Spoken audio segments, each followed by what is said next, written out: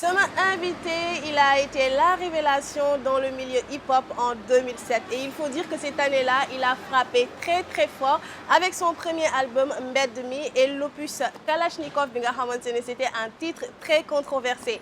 Depuis, il est toujours fidèle à ses principes, à sa façon de faire de la musique, mais à son attitude. Franchement, chapeau, il est vraiment constant dans ce qu'il fait. Il a déjà 6 albums à son actif. Mbedd Mi maa ngi koy wax léegi, c'était son premier album et The Beast bi nga xamante ne mi ngi génn en septembre dernier. Sama invité Nit Doff la aka Killa ma am mbégte di la dalal si biir 100% mobile bàyyi la nga nuyoog téléspectateurs yi ñuy seetaan. Merci à toi Zeyna, merci de m'avoir invité.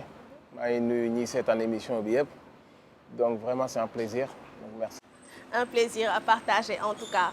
yaa ngi génnee The Beast di ce dernier album en septembre dernier mais on sent pas vraiment une grande communication autour de cet album. Déjà que les artistes d'habitude bu ñuy génne album dañuy génne waale un titre bu koy accompagner et tout ça mais voilà The Beast mi ngi ci plateforme de téléchargement yi et tout ça mais ba tey communication bi par rapport à la sortie de l'album des na lu ko waral.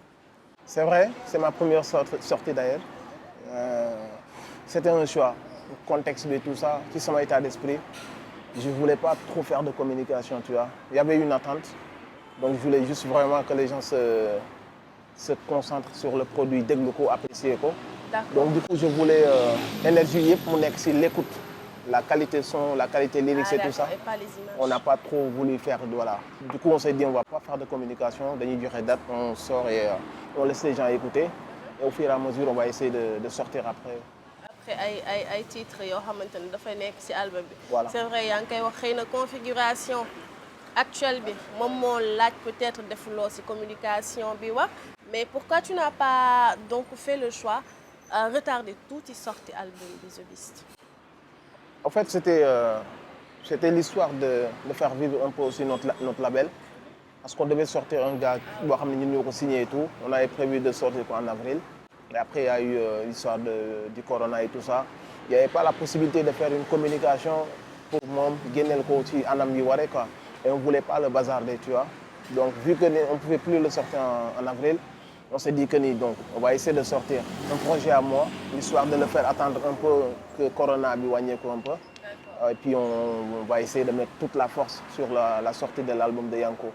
Donc c'est juste pour donner à notre public ceux qui attendaient quelque chose qui vient de notre label. Donc du coup on s'est dit on va sortir un produit à moi et puis voilà quoi. D'accord. En fait léegi de plus en plus Nit Doff dañ lay gis ngay wax ci politiku réew mi avec une prise de position bu effective par rapport à un camp ou certaines personnes. Est-ce que en tant qu'artiste aujourd'hui, demain on peut s'attendre à te voir dans l'arène politique sénégalaise? En tant qu'artiste peut-être non. En tant qu'artiste peut-être le jour où loolu nekk sama xel dina bàyyi carrière quand même artiste musical bi de côté ma consacrer uniquement si loolu noonu quoi. Mais je veux pas trop mélanger les deux. Mais cela ne m'empêche pas aussi d'avoir mon opinion, d'avoir une vision, de le partager avec le peuple. Mais pour m'engager de manière vraiment concrète et politique, il va falloir que ma def choix. Et je pense avoir quelques trucs à finir quand même musicalement. Après, peut-être si je ressens vraiment l'utilité et le besoin, peut-être je m'engagerai en politique un jour. Quelques trucs à finir musicalement. Donc Nit Doff, c'est un artiste qui fait de la musique, mais qui pense quand même à la fin de sa carrière à arrêter et peut-être à passer à autre chose, comme la politique par exemple. Ouais, tout à fait. Tu as tout compris. J'envisage envisager souvent. Parce que aussi, je ne veux pas trop faire le gars qui veut rester ici éternellement. Je pense avoir accompli beaucoup de choses. Et il me reste aussi à faire du mort à Galais. Mais je pense que l'hymne du Joto c'est mon guinée au pourquoi. D'accord. Et là, je sais que artistiquement aussi, j'ai des choses aussi moi à gagner. Et am nañ aussi direction bu ñu bëgg a jox sunu show of the year bi ñuy def l'année dernière yóbbu nañ ko en France. Et peut-être que dina mën avec le temps devenir juste un producteur et promoteur, quelque chose comme ça. Mais je ne pourrais pas rester éternellement, sortir des projets, faire des concerts. Moi, damay envisager parfois aussi, il faut laisser la place à d'autres, il faut penser à dem si beneen état bi tout ça. Donc j'y pense souvent. Ok. Ouais. En tout cas waxtaan bi neex na lool xam naa ne foo may cabaxal sax yeneen i affaire ci kanam tuuti waaye laata ñu siy egg si rek bëgg naa xam sa playlist ñetti way yi nga xamante ne moom ngay gën a déglu ñu commencé ko par la troisième chanson. En troisième position, je vais prendre Antidote de Elzo Jamdong. Professeur jàngal ma lu tax politique bi taamu ñu noot monsieur le géologue gaz ba pétrole bi kan moo ko moom jamono cher ba léegi ñu naxante ak Babylone teranga amul ci jëngal bi gaynde du bal antilope. Pourquoi ce titre? Parce que moi je suis quelqu'un qui croit vraiment à suñu potentiel ñun africains yi. Donc day nekk ci sama album personnellement j'en parle beaucoup et ce son là parle de ça. Ce son parle de ci diggante bi ñu nekk mënuñ ci génn depuis boobu noonu alors qu'on a tout ce qu'il faut. On a toutes les richesses et j'aime bien un artiste qui développe ce genre de thème. Donc c'est un son boo xam ne Elzo il l'a abordé avec beaucoup d'intelligence. Il a avec beaucoup de subtilité. Boo koy déglu tu vois ça te donne daf lay jox chair de poule quoi. D'accord. Et à la deuxième position? Deuxième position damay nekk toujours ci même état d'esprit boobu ça va être Wuy Wàllu de Leuz Diwane.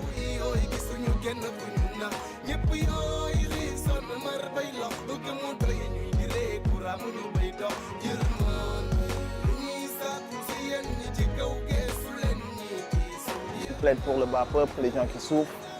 Ouais, on a année bi mbënd bi ñëwaat tous ces gens là yi nga xam ne ils vivent toujours cette misère, il y a pas de changement.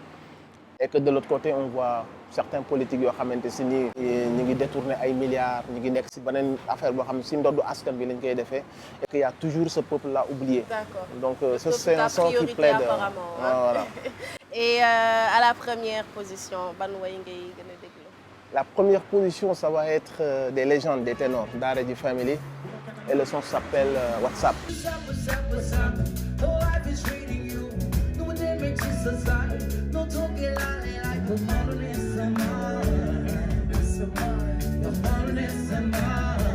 Musicalement c'est un bon son, le refrain il me fait voyager mais contenu bi aussi dafa baax dafa am solo trop quoi parce que ça parle à la jeunesse les difficultés si nga léegi affaire yi am si gaal gi ras-le-bol boobu général bi nga xamante si les jeunes ñi ngi commencé des fippu ils se posent des milliards de questions ci seen vie ci seen quotidien ci seen avenir tu vois et c'est pas facile aussi de vivre dans une société boo xamante si ni les vieux dinosaures ils veulent rester accaparer mbiru askan bi et ils ne pensent pas trop à la jeunesse donc mais ce qui est bien mooy ci fin bi aussi il y a beaucoup d'espoir il parle beaucoup de réussir de gérer la famille de créer emploi tu vois c'est ça qui est bien. mooy bañ a bàyyi daal. Voilà exactement en quelque sorte.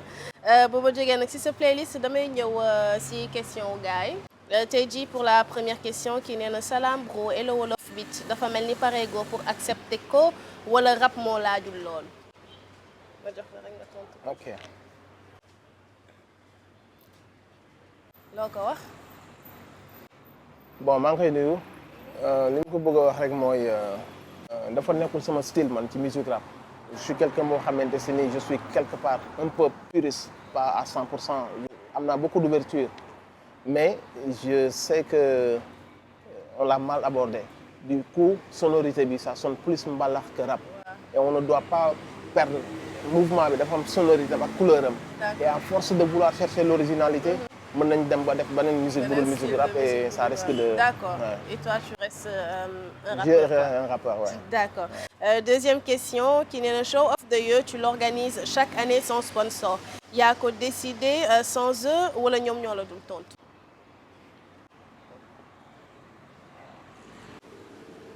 nit dof loo ko wax.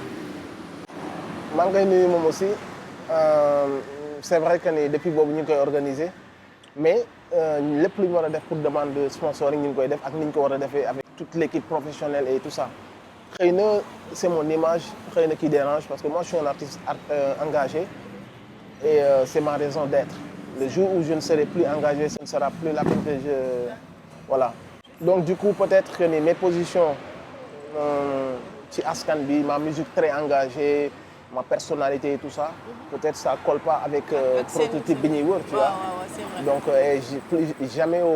plus grand jamais ma bàyyi ki ma doon pour dem draguer ay sponsors donc peut-être que ça risque pas d'arriver mais le rap que tu fais avant tout c'est ton boulot c'est voilà même bu dee am nga yeneen liggéey à côté loolu gën a xamee. Est-ce que parfois tu te dis pas xaaral ma mettre un peu d'eau dans mon vin juste avant le show of the year am may sponsor. xam nga là ça parle d'argent. Oui. Alors que man la rap mu ngi may fay lu ma war a fay maa ngi ciy sant yàlla mais mu ngi may fay lu dàq xaalis moom mu ngi may fay respect je me sens utile. Il y a tellement de jeunes yoo xam ne maa ngi leen di jox espoir maa ngi leen di accompagner seen ay moments yu difficiles seen ay moments d'adolescence wala de jeune adulte et tout ça et je me sens utile en faisant ça donc loolu yëpp moo dàq xaalis. Ah, say principe moom franchement depuis le début maa ngi koy wax bi ma lay introduire tu es droit dans tes bottes et Merci. franchement chapeau pour ça.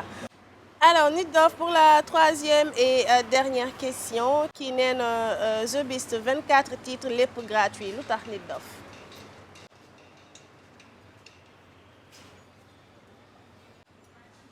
loo ko wax.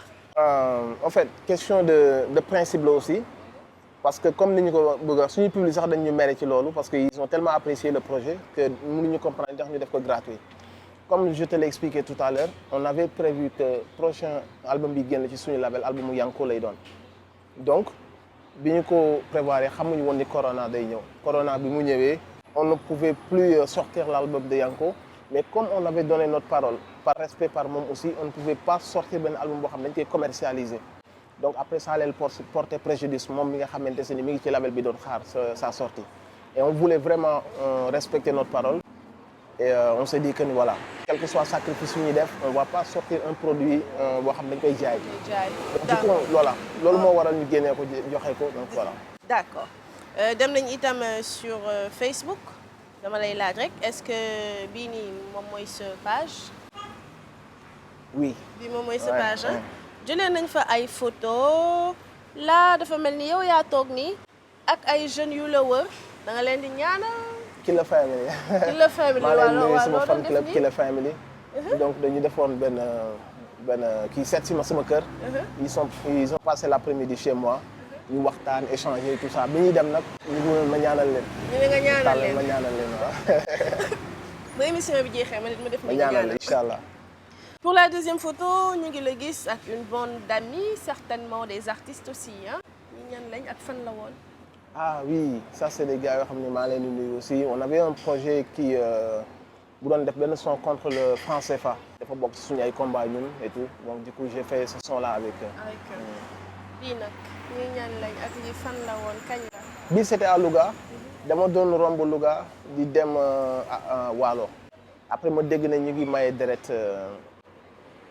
ci hôpital bi alors que dafa amoon maye deret bu am parcelle ci kii bi mais je pouvais pas y aller parce que dama waroon teel a dem comme amoon naa yéene bi bi ma àggee Louga yàlla def suñu oto panne bi ñuy dugg Louga comme dañ ko waroon réparer ma ni temps bi ñu koy réparer nag dinaa dem maye deret benn yoon donc je suis passé là-bas maye deret à Louga après ma continuer dem Waalo.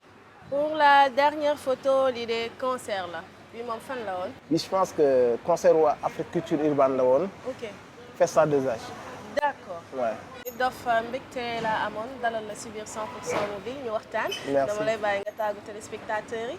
Merci à toi merci de m'avoir invité vraiment am naa mbégte aussi échanger ak yow et merci à tous ceux qui nous ont suivis maa ngi jégalu ci sama kàddu yu xaw a doy waar yi donc voilà à la prochaine et puis voilà peace. wax dëgg yàlla dara doy waaru fi kàddu yi rafet na lool macha allah ñu seetaani paramètre mu dikkaat ak yéen.